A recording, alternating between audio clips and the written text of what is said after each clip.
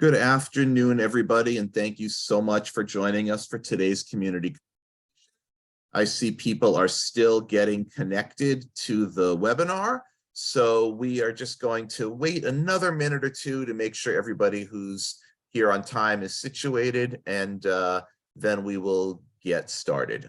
So just bear with us for a moment or two, and we'll get underway.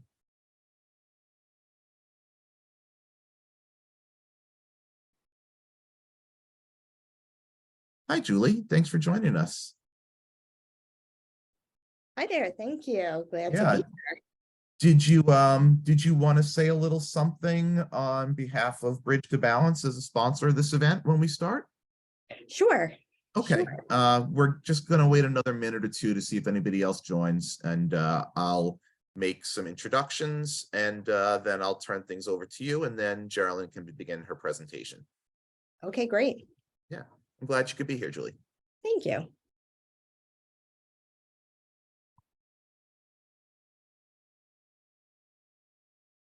Okay, why don't we get started in the interest of time, and more people can join as they arrive. Thank you again for joining us for today's community conversation.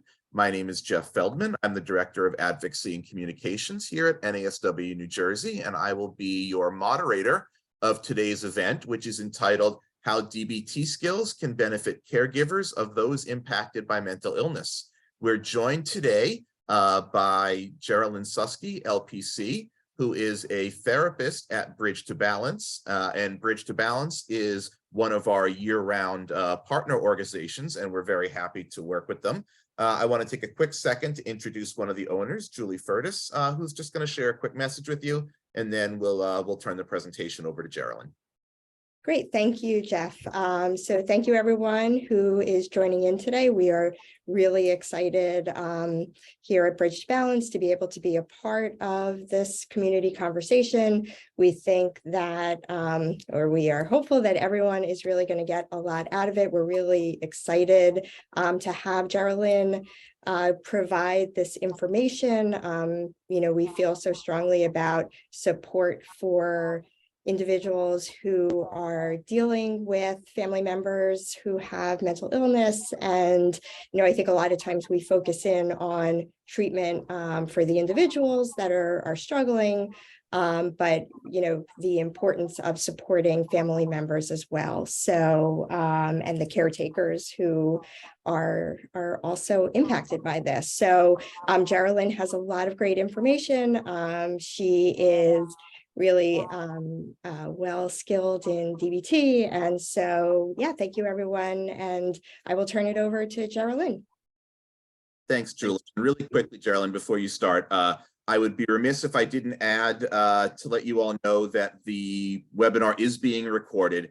So please just make sure that you keep yourself on mute so that there's not any background noise. And that if you do come on microphone to speak, that you just remember to speak professionally and avoid using any inappropriate language or anything like that, because we will be saving this webinar for posterity and putting it on our YouTube page for future reference. So with that said, let me turn things over to Geraldine. Thanks so much for joining us today.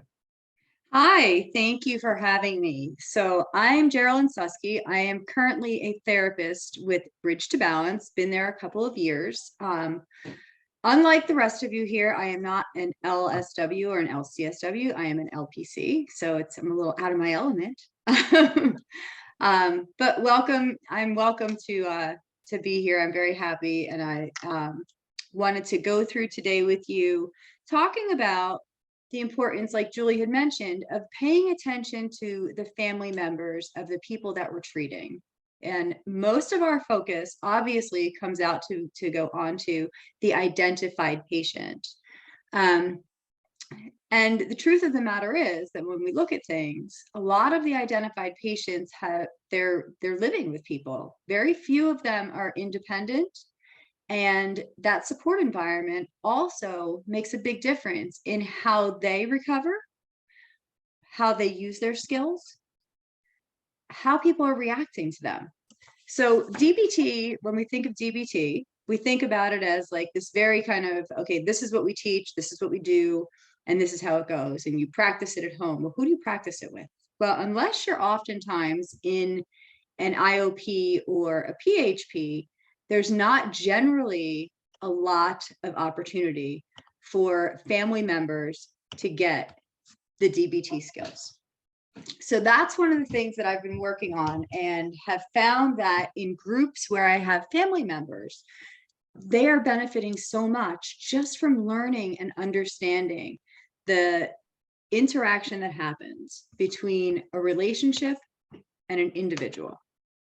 So we'll start off with talking about that. If you have any questions, Jeff said he would kind of moderate those. We're going to try to save them for the end, unless, and I can't right now see them. So if I saw them and I thought it was one that was really, that I could answer at the moment, I would. So if they pop up and I do see them, we'll go that way. Yeah, I can see I have the chat open, Geraldine. So if anybody comes up with something that I think is relevant in the moment, I'll interrupt and let you know the questions there. Fantastic. Thank you, Jeff.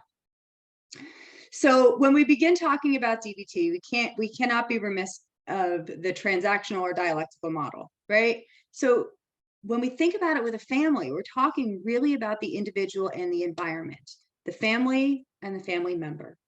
And for our purposes of this discussion, family will be the supporting environment and the ones who we're actually doing the skills with. The family member is that identified patient, the person who is in part of that family or that relationship, who is struggling with their own mental health and mental illness.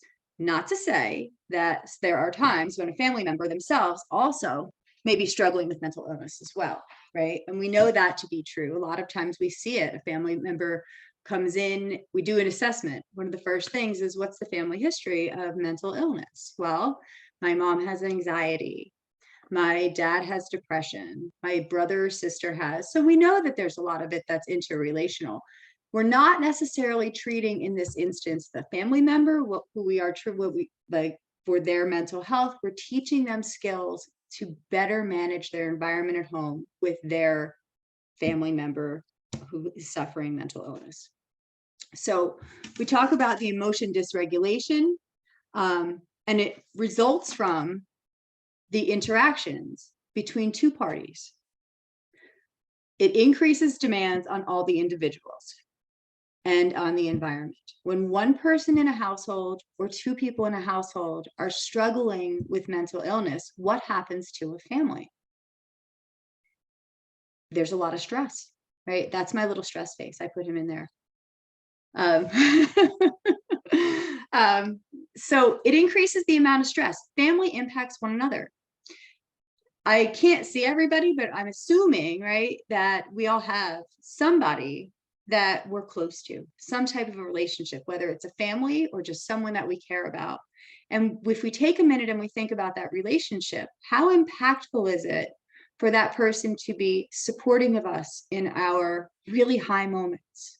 Whether it's a husband, a wife, a parent, a child, a best friend, that you pick up and you call and you say, oh my gosh, this just happened. We look for their support. In times of need and difficulty, we pick up that same phone or go to that same person often and say, oh my gosh, this is happening. And what happens if that person is just like, it's happening again? Oh my gosh, you always have something, right? It's really invalidating for a person with mental illness. They already know that they're going through a severe emotional distress period. So to be invalidated by their support system, who maybe doesn't do it on purpose, oftentimes doesn't do it on purpose. However, that's what they receive. You should know better. So when we look at this, we want to make sure that we're thinking about the multifamily groups, right? If you've done DBT therapy and treatment in an IOP or a PHP level, you're very familiar with multifamily skill group. It often involves all the families coming together and learning about what the skill is, having the opportunity to sort of bounce off of one another, their own struggles. And it's a very common practice for an outpatient IOP. When we take it a step back to a lower level of care, we talk about outpatient. It's not that common that we see ourselves an outpatient treating or even supplying these supports on an ongoing basis in a skill form to a patient supportive environment. So it becomes a very important thing, especially when we think about if this person's only been an outpatient, or maybe they haven't gone to treatment at all, where are they? Right? We're going to look for a moment and say, let's suppose they just go to outpatient therapy and treatment. At the end of that hour, and for the other, I don't know how many hours are in a week, but it's a lot, and I'm not doing the math right now. For the rest of their time during the week, unless they're at work, they're at home. And if that environment is stressful and it's invalidating, then how is this person that we're trying to help for that hour or maybe 2 hours during the week getting the support they need outside of it? Not because the family doesn't want to support them. They may be the ones saying, hey, I think you should go to treatment. I really see you struggling. You know, it seems like, and that's if they're using the language that we're going to talk about, that they see, it seems like, right? Oftentimes it's, you're out of hand, you're out of control, you have to go do something about this, right? And it invalidates part of what they're going through. In a large way, invalidates their emotional responses. So it becomes a really important component in terms of making sure that people go home to a supportive environment. What are some of the benefits? Well, I think I just said them, right? It reinforces client skills. If we are assuming that they have received DBT, right? And where I have IP, it doesn't mean inpatient in this, it means identified patient. So if we're assuming they receive DBT skills on their own in an outpatient environment, then who's going to help support the skill at home without an additional component for family members to understand and be able to help themselves through it too? It addresses the environment that is natural to the family. Being the home, being the community, being those friends, because I have had people come into group who are not living with their person that they care about with mental illness. They are the best friend. They are a grandparent. They are the support person.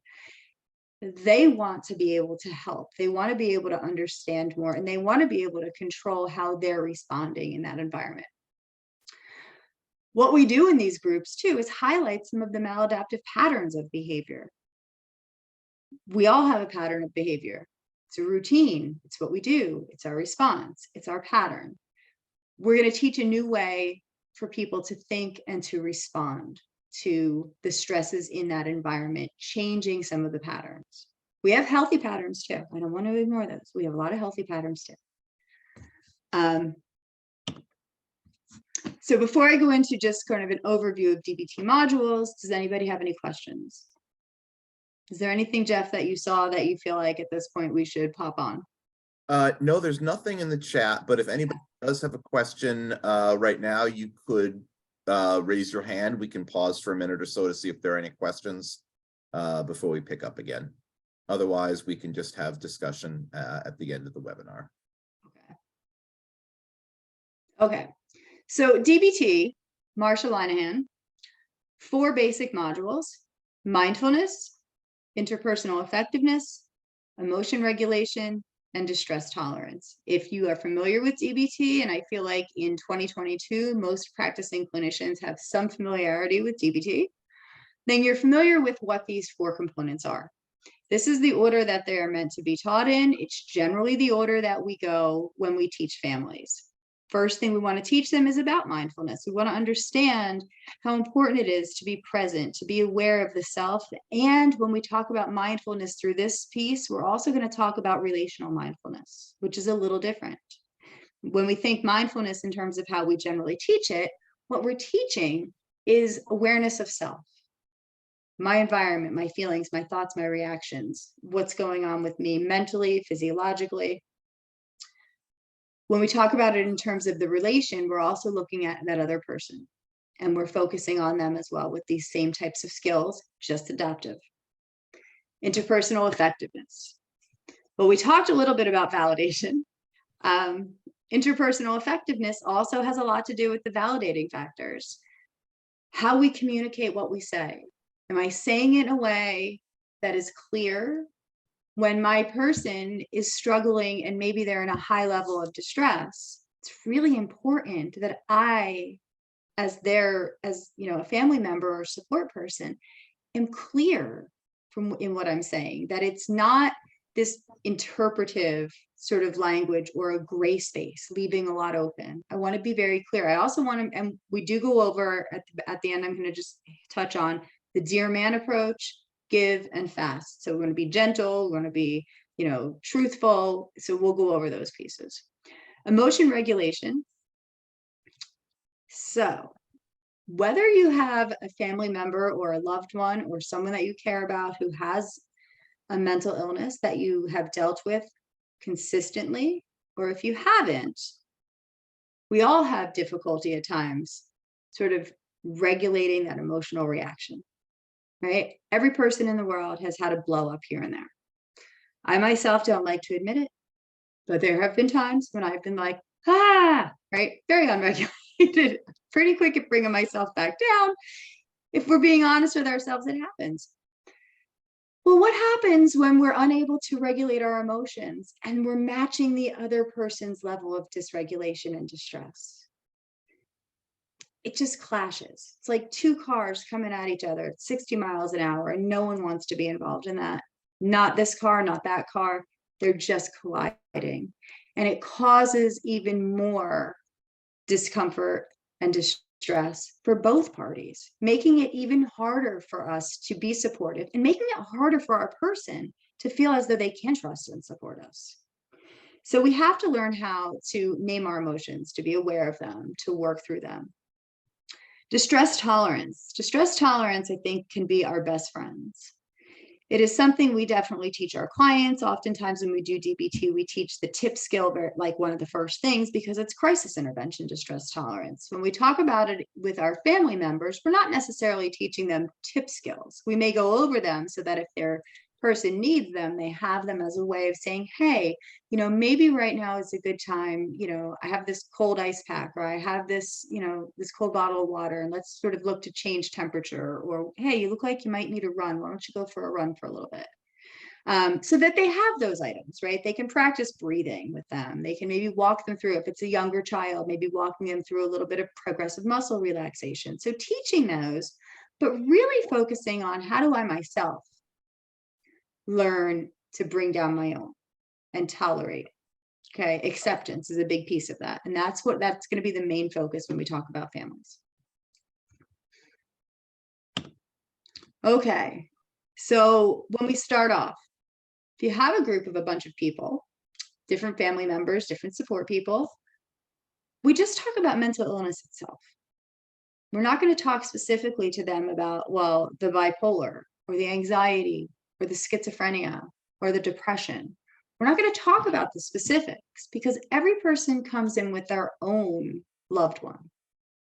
So we talk about just mental illness, how it impacts an individual, the struggles that they themselves go through, the awareness that they have, or sometimes they don't have, in terms of what they're dealing with distress. This is where I like to sort of use that biosocial model, because what it's doing is it's telling us there is this biological function behind this, right? That we can biologically be impacted. It's a dysfunction in the emotion regulation. The invalidating environment plays a role here. Which comes first, the chicken or the egg? It's not for us to say, because we don't want family members or loved ones or supports to feel as though, oh, this is my fault. That's not the goal. It's a which comes first, who knows?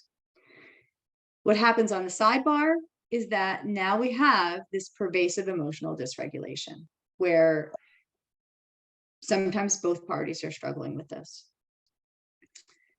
The reason I like to use this is because it helps them to understand and gives an explanation of some of the behaviors. The family members may be coming to you and they may have seen things that are scary or traumatizing to them, terrifying even in some cases. I have worked with a mother who all she can think about and walks on eggshells because she's terrified that if she says the wrong thing, does the wrong thing, she's going to go back to that moment when her now adult child was a teenager and was threatening suicide and the police had to come, and it impacts everyone, right? It impacts the identified patient, it impacts the family. It helps them make sense of these things. And it puts forth that this is where we start to talk to them about, well, isn't it possible that we all have to change in this environment? We all have to make some changes. It can't be the responsibility of one person. So more of a collective, unified approach.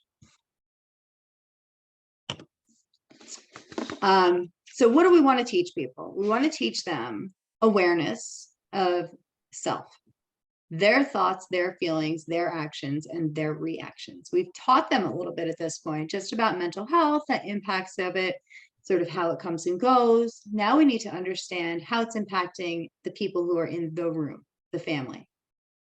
We want to teach them new ways to communicate, right? So intra-family communication, new terms, wise mind language, balanced, thinking from a new perspective about how we are approaching our person. Am I coming at them in an accusatory way? Or am I coming at them in a supportive way? Am I coming at them in a way that I think is supportive, but turns out to really be very emotionally minded and accusatory or disqualifying to them? We work on validation, not the critical comment. So critical comments, things like, you should be able to control yourself. Why can't you control this behavior? You should know enough by now. That's critical and it's hurtful. And it's said much more often than we actually think it is. So we want to validate, teaching them the validation, observation, what they're seeing, accepting, not judging, observation and feedback, not critical comment. 4 basic assumptions. So this comes from Perry Hoffman, who put together a family skills training. It's a very basic overlay outline, right? And when I have shared these with family members or with groups, they have held on to these and felt these were really impactful. So that's why I wanted to make sure I shared them with you. So there is no truth or any absolute truth, but usually 2 or more truths. We're talking about dyads, triads, families, right? So obviously everybody comes at it. It's very similar to there's his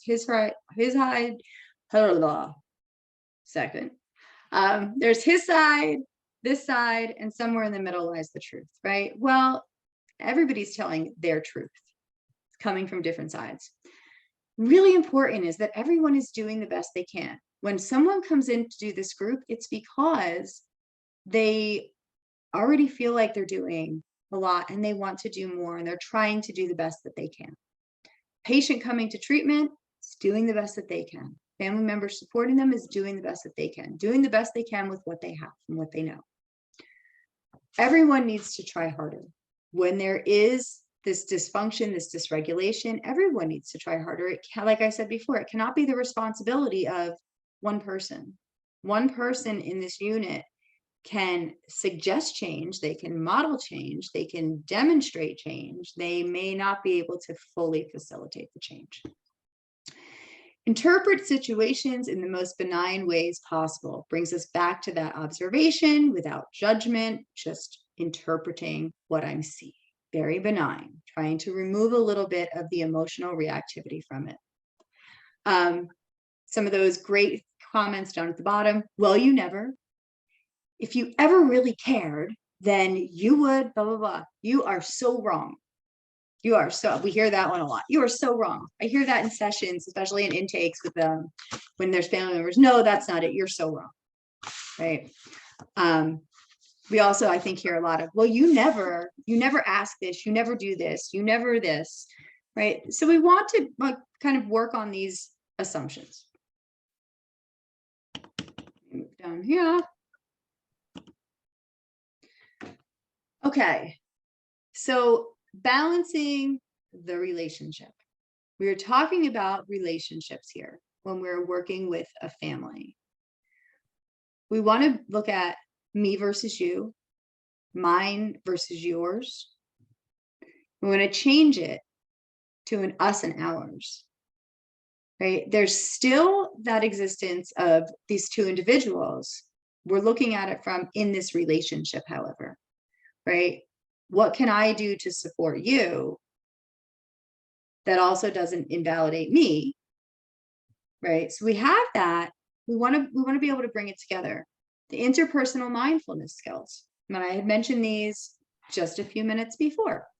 So there's different ways that we can be that relational mindfulness works. We can be passively mindful and together, which means that we are together in the same place and we're aware of each other's presence and we're not really interacting. However, you're here and I know it. We can be very interactively mindful together, where we're engaging in the same activity, we're consistently being together, a puzzle, a conversation, things like that. So it comes in different shapes and forms.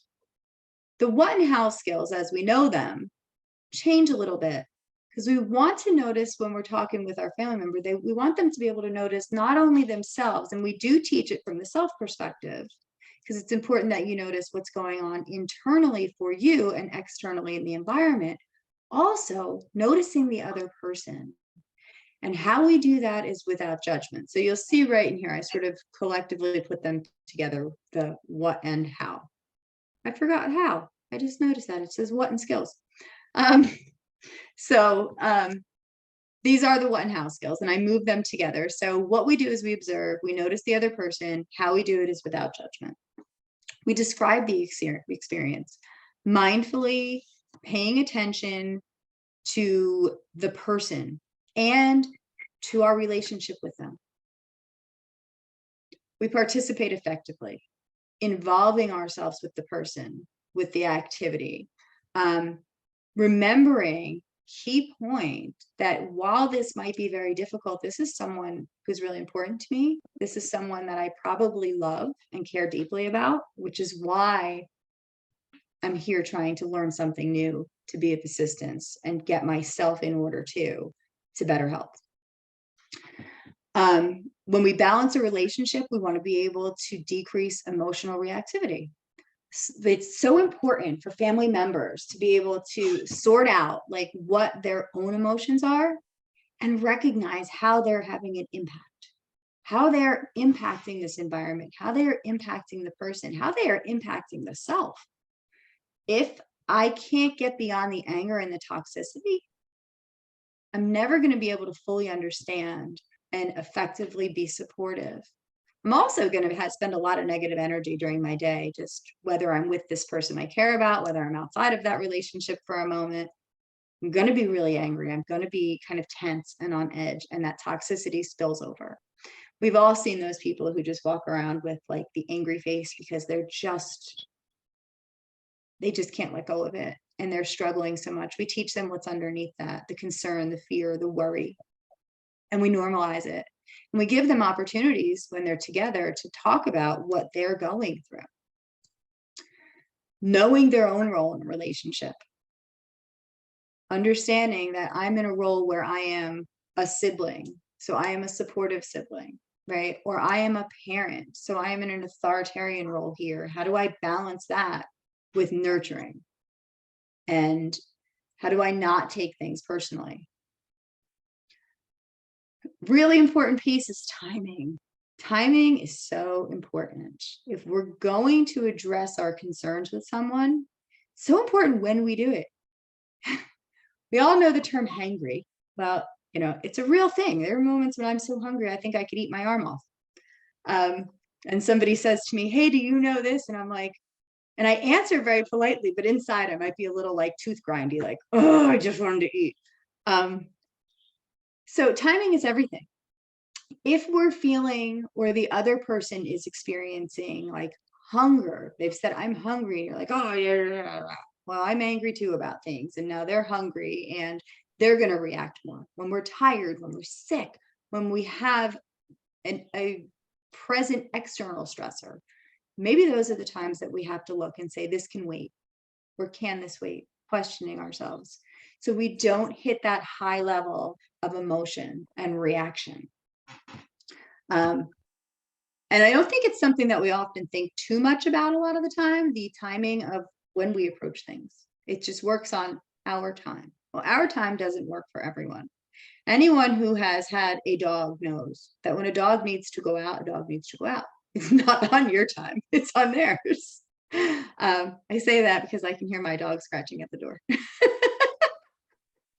She's probably like, come on, Mom, let's go.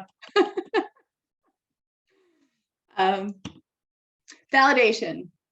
So I mentioned validation before, and I'm mentioning validation again. I don't think I can mention validation enough when we talk about our families. We need to teach them to validate each other in this group. What they're experiencing is very, very real. Their feelings are valid. Their feelings are real. They have to get underneath them. This type of teaching people these skills, if you're doing it in a group component, offers them that type of support too, where they can validate one another. It's a beautiful thing about a group process, whether it's for families, multifamily, patient. There's this sense of what I'm experiencing, I'm not alone, and it's real and it's okay, and it gives that normalization a little bit to it. It's one of my favorite parts about groups. I love watching them when the cohesion. I'm sure everybody who's run a group knows exactly what I'm talking about. The moment when they just connect, and like your heart as a therapist, it reminds me in that moment all the time of why I do this. I'm like, oh, there it is. There's that moment. I think my eyes sparkle. I know that in the office, when I'm running a group that I'm very, very enthusiastic about, everybody in the office knows. I'm like, oh, it's Monday. It's this group day. And because I know how well they're going to work together, and I see that cohesion and the validation that they get. It's also really important that we teach them how to validate the experiences of their loved one, right? Being in an inpatient setting, if someone comes out of an inpatient hospital and they say, oh, it was terrible, it was horrible, do you think they want to hear, I'm sure it wasn't that bad, you got better? They don't. It's very invalidating, right? When somebody goes to an inpatient hospital, especially if it's their first time, it's scary, it's unknown, it's anxiety producing. We aren't there to say, oh, it was lovely. What are you talking about? The chicken parmesan on Thursday was fantastic. We're not there for those things. We can't discount what people say. It's invalidating. When somebody's saying, I'm feeling so upset over this, and I'm just so stressed, and I have all of this anxiety. Oh, it's fine. You don't need to worry about it. It's invalidating. It happens all the time. It happens all of the time. I don't know how many times I've picked my kids up from school and I hear a kid come out and say, oh my gosh, I really did badly on this test today, and I'm so upset about it. You don't need to be upset. Okay, but they're allowed to be. So we want to validate that, a better way. We teach people a better way to acknowledge those things, right? Through the use of these skills. Oh, I understand. It must be pretty upsetting. We even go back to a little bit of that in this piece, the Rogerian way of interpersonal communication, right? That we validate the person's experience and their feelings. So clear is a skill that we don't see a lot in straight and strategic DBT. We do see it a lot more when we talk about the family system and DBT use. So it is communicating what is understood about the situation, legitimizing the facts, explaining and owning feelings, acknowledging the situation, the other person's opinion and feelings matter too in this. And it's extremely important that that piece comes through. It's not just that I feel, I see, I know, right? I hear that. I see that you're really upset. I can tell, from how you're walking back and forth, or how your fists are clenched in rage right now, and you're so tense, and I see those things, and it seems, I can see how upset you are. And the R is the respect piece. Respecting the emotions, respecting desires of the other person, respecting their reactions. We don't have to like their reactions. We have to respect them, right? When we react the same way, again, that negative energy, it meets each other, bang, it's that car accident again. And respecting the goals of the relationship, the goals of the individual, the goals of the self. If my goal is to have a calm interaction with my loved one, I need to be able to make sure I'm doing things clearly. Why do we validate people? Well, I think we sort of talked about that a little bit too. And that it improves communication, reduces that negative energy. I'm big on the negative energy. I like positive energy. I'm a positive vibes girl all day. Builds trust. We need to be able to trust each other. They need to trust us, and we need to be able to trust them. If anybody has ever worked on the WRAP, W-R-A-P, Wellness Recovery Action Plans from Copeland, there's a lot of trust factors in there. Who will I go to? Who will I trust? Who will have access to my plan? There's a big trust piece in that, right? So we want to make sure that there is that trust. We want to maintain fairness, and we want to be able to problem solve together. And above all, we want to remind families that invalidating is toxic. This is a point in time in groups when I would oftentimes give them little role plays, and they will choose their own sort of scenario that is appropriate to a group from their own family situation. And they'll do it in a way that may be the natural way. And then because we've talked about this and I'm there as well, there's a little bit of coaching that goes on. Okay, so that's how it went down. What did everybody see? We get feedback from the group and we coach them, and then we try it again and we role play it out again.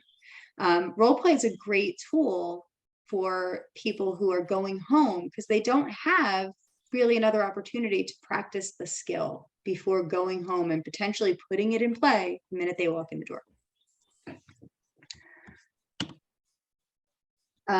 Relationship effectiveness, right? This is another one of the components, and it is about setting goals, knowing what is wanted, like I said, from this interaction. We want to help people learn to maintain and or develop a good relationship.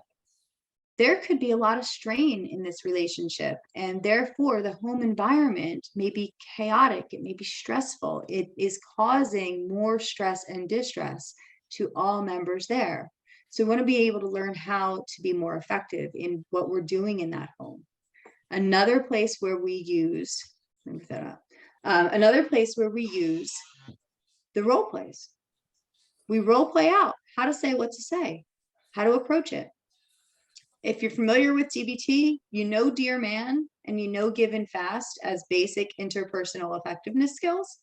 Those are the two that are the three. I'm sorry. I kind of always group Give and Fast together because I feel like I teach them like in the same spaces. But those are the ones that we go through, right? And I didn't list out what they are in here because I kind of assumed that the people who were attending would be familiar enough with them. I did do the Give and Fast because they were easy. So Dear Man, we have, describe, express, ask, reward. And I, for the life of me at the moment, cannot remember the MAN. Anybody can? You're more than welcome to just unmute and share that because it's escaping my mind at the moment. It's okay if not to. Is it keeping mindful, appearing confident, and yes, negotiating? And negotiating. Yes. Okay. That's it. Thank you, Caitlin. Sometimes I need a lifesaver. Thank you. So we teach people how to do that, and we teach them what those things mean, right? Negotiating, mindfully approaching. We've already gone through mindfulness at this point, and everybody who has done DBT in family group or individual group always says to me, like, it all, every group, we cannot go into a DBT session, individual, group, family, anything without a mindfulness component to it. So those are big components there. So we want to be able to communicate clearly, concisely, in a way that the other person can understand. Remember I said in the beginning part, we talked about that gray area. We don't want to have a lot of gray area. We want to be clear. If somebody is already emotionally charged and they're struggling with what they're going through, they may not be able to filter the grays so well. So we want to be pretty clear on those pieces. We want to be gentle, interested, validating. Here it is again, validation and mindfulness, and easygoing about it, relaxed, mindful, fair. Don't over apologize. We all have the clients who come in and I'm so sorry. One of my big things, I'm always like, please don't apologize. This is therapy. You don't need to apologize in this room.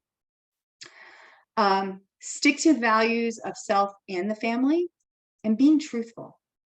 Nobody's going to be able to build trust upon lie. So being truthful in that. Teaching our family members what they're feeling. I talked a little bit about this, kind of breaking through some of the anger, the hostility, the resentment.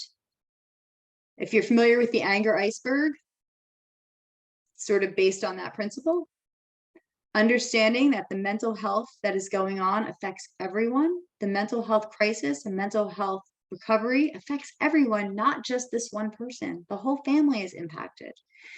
Teaching these skills, working with these people and allowing them, if they're in a multifamily group, to work together helps validate that they also are impacted, that they are also stressed, that they need new ways to approach these things.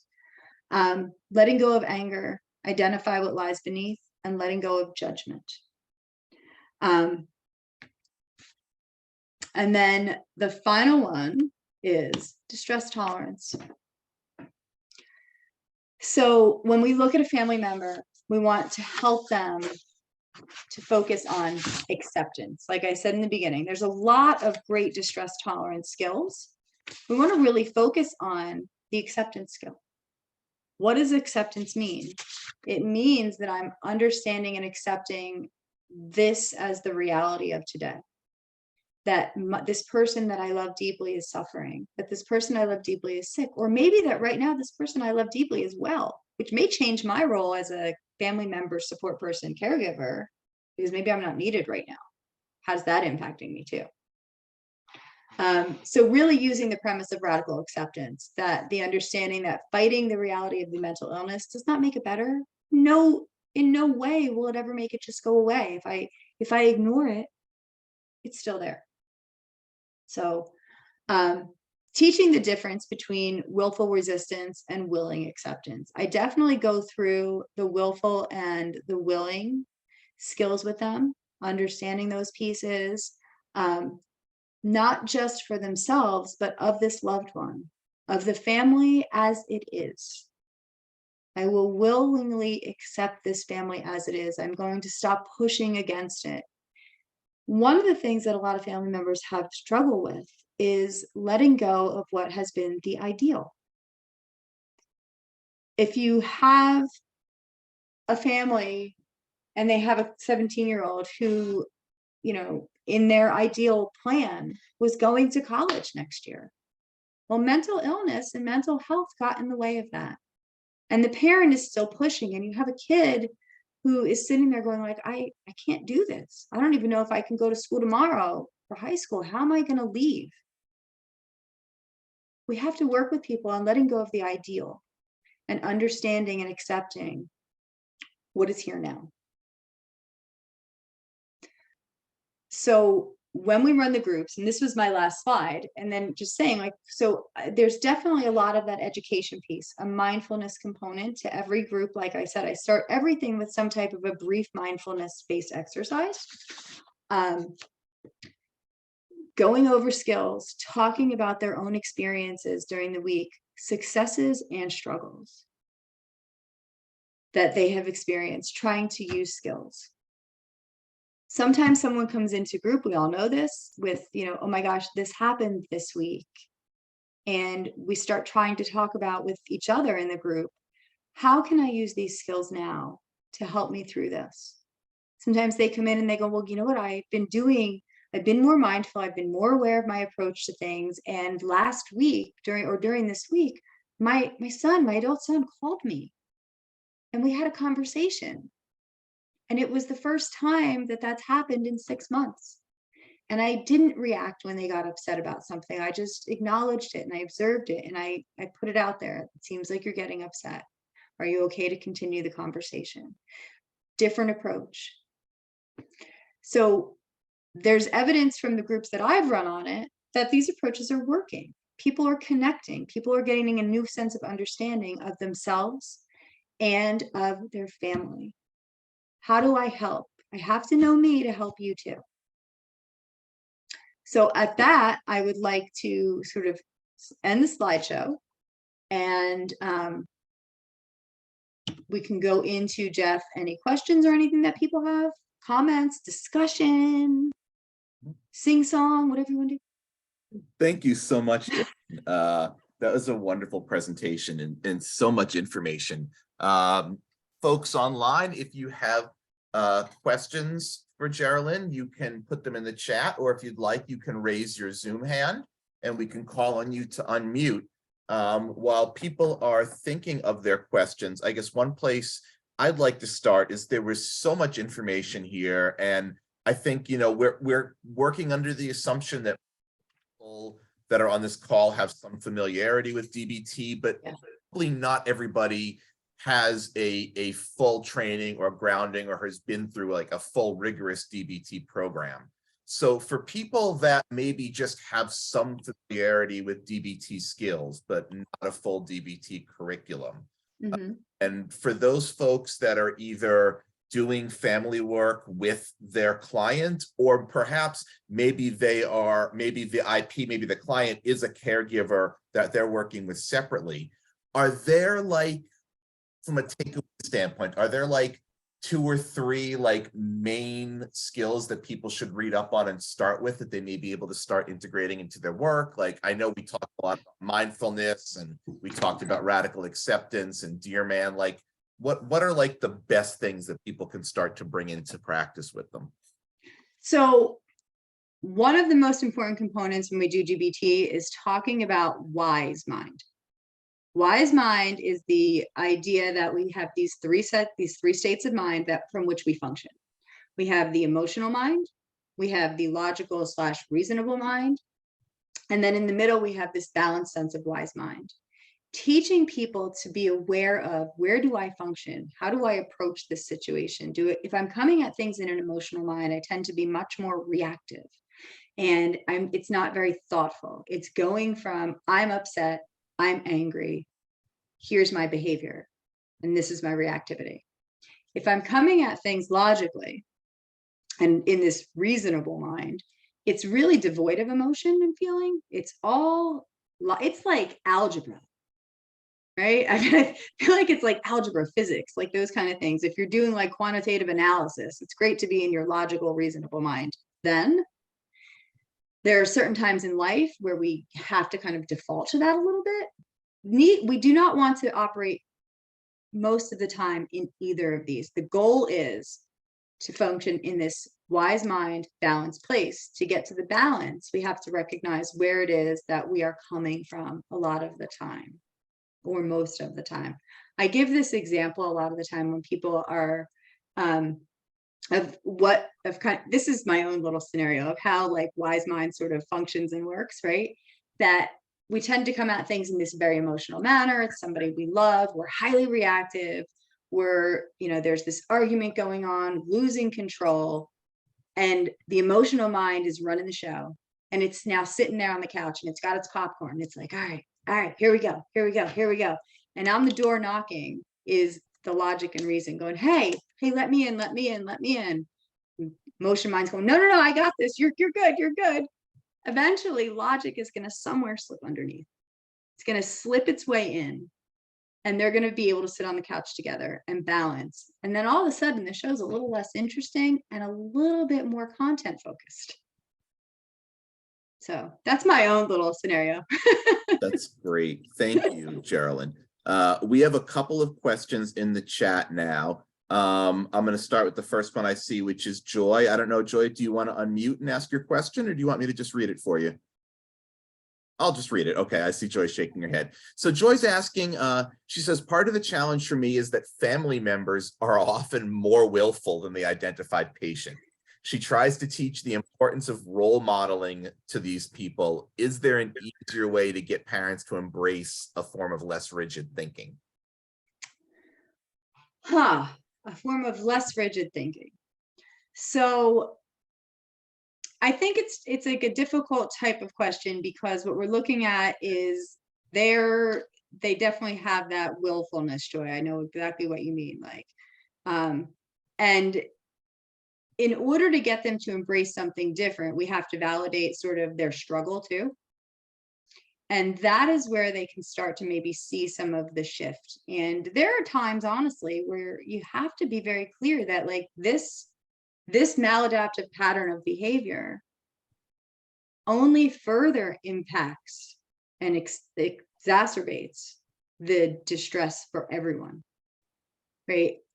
And teaching them like, this is what it is right now, right? When I said in the end of it, like letting go of the ideals, it's really hard, especially like you said, with parents, right? Sometimes it's very hard with our partners, right? Like I have committed my life to this person, and all of a sudden now I see this mental illness that I didn't know before, I didn't recognize, or I didn't understand the impact, right? And I still love you and I still want to be committed. And I have to now learn to say, okay, I'm going to take you as you are. And I'm not going to kind of meet that challenge with hostility. So the underlying feelings, Joy, I can see your face. Are you familiar with the anger iceberg? Yes, no? Okay.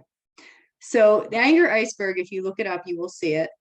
It's the idea that willfulness and that anger sort of, right, like would be showing at the top in an anger iceberg. That's the only piece of the iceberg that shows.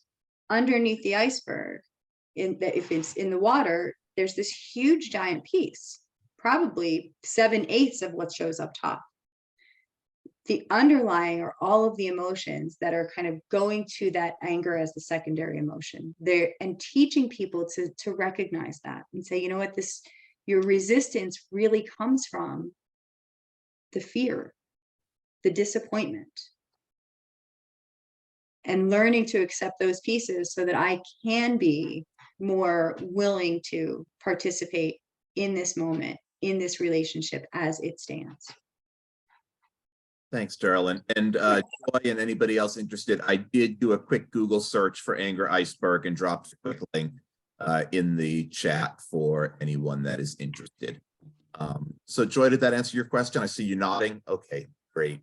And then also Kimberly had a question. I don't know if you want to unmute and ask your question, Kimberly. If not, I can just read it. Okay, I'll just pop in and read it. That's fine. People don't necessarily want to be on camera. I didn't either. So this is another really good question. And related to the last question, this one is about validation and how to validate a family member who is delusional or psychotic. Like, how can you help someone come into their wise mind if they're experiencing an episode where they're not in touch with reality? So validating a person, like Kimberly, just to be clear. So we're talking about like, as the family member, my loved one is psychotic. Right. Yeah. So the family is coming together to support a loved one who is psychotic. And if the family member is saying, you know, hey, if she's believing she's like, you know, not in reality, like say at someone else's house when she's at home, how do you validate and say, you know, I know we're not agreeing when we validate, but it kind of comes across like that to someone who is in an episode. And so I think it's like, how do we validate and also help that person come into a wise mind to see that, okay, this is a delusion. You know, I think it's important as a family member to kind of help them through that, to get them there if we can. Because I think at times, you know, it's difficult for that family, the supportive family member, to be a support and not kind of encouraging that delusion to go further. It is. That's why I was trying to figure out, like, what's the best way to do that, or to encourage the supportive family member to assist in that moment? So I think it's a real challenge because we don't want to validate necessarily a delusion. We do want our family members to be aware enough to know, is this even safe to challenge? Mhm. Right. So we validate the distress that they're feeling. We validate the feelings behind it. We Mhm. don't want to validate the untruth of what is that delusional thought, what is that hallucination that's going on. I can recall, like, I will give you a quick personal. There was when my grandmother first got dementia and she was at home at my mom's house. And my mom called me and was like, I need you like this very instant. I don't know what's going on. And my grandmother had become really combative verbally at that point with her because she was telling her all of these things. My mom was like, no, just no, that's not happening. That's not even there. My mom had no idea. And I came in and I was like, okay, grandma, like I understand that, like you see that. I can't see that. Mhm. Right. And you seem so upset by it. I wish I could see what's going on. Right. And I wish I could. I can't. Mhm. And I validated what she felt. And I acknowledged that this was true to her. Mhm. Right. And from that point, we were able to get her to the crisis center so that she could get into a facility that day. So she could get, this was like a brand new thing that my mom experienced that morning. Right. So, however, when my mom was trying to just go, no, no, no, all it did was increase this emotional distress and combativeness. Mhm. Does that Okay. help at all? I think so, yeah. So I think it's just validating to say, like, this is Your that is what observation. yeah, that's what you're seeing. I may not be seeing that, but, what could you and maybe just reminding them that they're at home and not, wherever else they think that they are, to encourage that they're Well, safe, you know? yeah, I mean, it could be, right now, like I know that you really you believe this, right? You Mhm, believe that this is where we are. I don't see that in what I'm looking at, right? mhm, Sometimes if it's really bad, we kind of have to play along a little bit too. mhm. Right? It Yeah, becomes very necessary. We have to play along a little bit with those things so that somebody doesn't really kind of just become, like very physically aggressive or so distressed that they hurt themselves, someone else. exactly. Yeah, that is helpful. Thank you so much. Mhm. Thank you for that question, Kimberly. We do have time for one more that's in the chat from Letitia. Letitia, do you want to unmute or do you want me to just read it?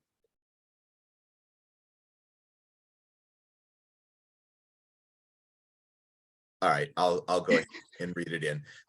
So Letitia's looking for advice for when a family member or IP who has borderline personality disorder with more and more frequent suicide attempt or ideation. What coping skills can you recommend for the family and caregivers that are experiencing that?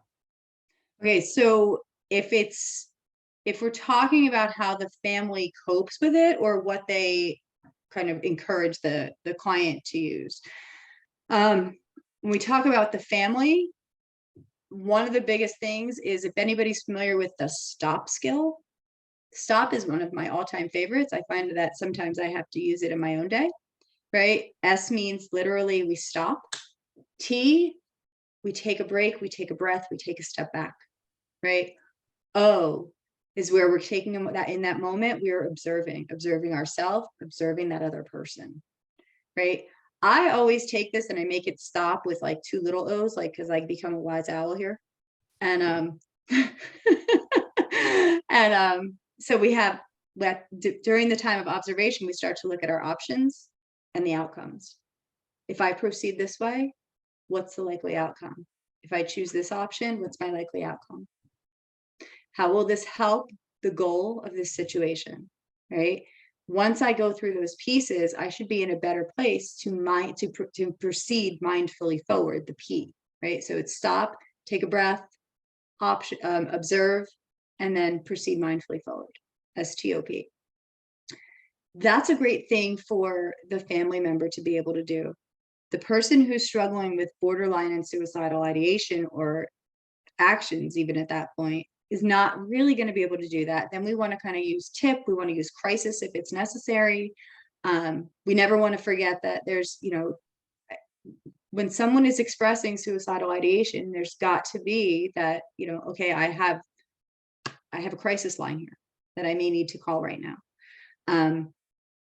If it's leading up to it, very intense emotions, we go to TIPP, TIP, temperature change, intense exercise, paced breathing, progressive muscle relaxation. Can also use distraction skills. So the accept skills, ACCEPTS, are a form of distraction skills. And what they are teaching us is that right now, my emotions are so strong, I need to do something else. And if they're suicidal, this needs to be monitored and supervised.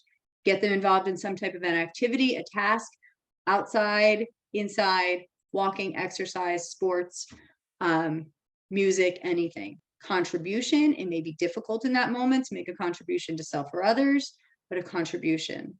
Helping them through a little bit of a conversation where they're comparing how they're doing in this moment and how they're responding emotionally to a time when maybe they had a similar emotional reaction and responded in a healthy manner. Allowing them the opportunity to change the emotion, sort of tune out a little bit, push away the thoughts that are sort of associated with it for a while. Again, these are distraction. Doing something that requires the mind to kind of focus, but it's not engaging so much, just more like counting, coloring, painting, puzzles, things like that. And then our 5 senses to sort of help with the grounding effects. And those would be the things, as long as the person is able to do those, right? Family will learn those in a program or in, through you, and then they need to be able to help facilitate those things. Does that help, Letitia? I hope so. Yes, she says thank you so much in the chat. Thank And you. so Joy commented that she loves the double O's in the Wise Owl Stoop. So Joy's learned something new for sure today. We are out of time. It's just after 1. I want to be respectful of your days and let you get back to what you were doing. But Geraldine, thank you so much for the presentation today. This was wonderful. And Julie, thanks to you and Bridge to Balance for your sponsorship and for joining us today. You should be very proud that you have Geraldine as a therapist in your practice. Thank you. We are. Yeah, we have a couple of other community conversations coming up before Thanksgiving. For those of you who are interested in helping develop a culture of philanthropy, next Tuesday, we have a program entitled Teaching Philanthropy to Youth, the Jewish Community Youth Foundation, which is a 20-year-old teaching philanthropy program for 8th to 12th graders. It's actually very near and dear to my heart. I've been a youth advisor in that program for over a dozen years. And the students in the program have awarded over almost $1 million in charitable grants to organizations over the 20-year life of the program. So I hope some of you may be interested in joining us to learn about that program next Tuesday. And then on Monday, November 21st, we are joined by social work pioneer Hillary Weaver from the Lakota tribe, who's going to be discussing contemporary issues of Native Americans and Indigenous peoples and how social work has interacted with those populations in recent history. So thanks again for joining us. You can find all of those programs and more on our website, naswnj.org. And please have a wonderful day. Thanks, everyone. Thank you. Thank you.